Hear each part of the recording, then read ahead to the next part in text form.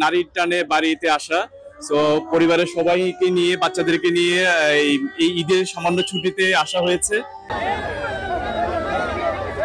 রাজধানী ঢাকার সাথে চাঁদপুরের নৌ এবং সড়ক পথে যোগাযোগ ব্যবস্থা রয়েছে। তবে লঞ্চে ভ্রমণ আরামদায়ক হওয়ায় অধিকাংশ যাত্রী লঞ্চে ভ্রমণ করেন। এবারের ঈদুল আজহার আগে চাঁদপুর, লক্ষ্মীপুর ও নোয়াখালী জেলার অনেক যাত্রী লঞ্চ যোগে বাড়ি ফিরেছেন।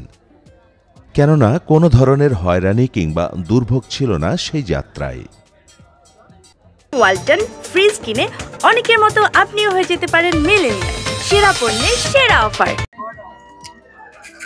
ঈদ শেষে আবারও রাজধানীতে ফিরছে মানুষ, যে কারণে চাঁদপুর লঞ্চঘাটে যাত্রীর চাপ বেড়েছে। সকাল থেকেই লঞ্চঘাটে পরিবার পরিজন নিয়ে ঘাটে আসেন কর্মমুখী মানুষ।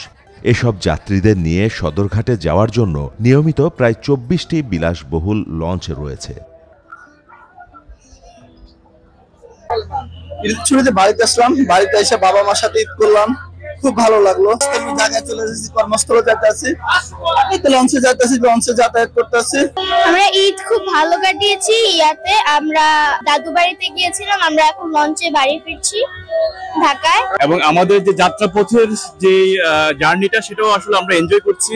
একটু ভিড় আছে, বাট তথাপি সবকিছু মিলে আমাদের জার্নিটা খুব ভালো হয়েছে। যাত্রী পরিবহনে নেই কোনো ধরনের সংকট। যাত্রীদের সার্বিক নিরাপত্তার জন্য চাঁদপুর বন্দর কর্তৃপক্ষ সর্বোচ্চ চেষ্টা অব্যাহত রেখেছে, ফলে লঞ্চে যাত্রী সাধারণের চলাচল নির্বিঘ্ন রয়েছে।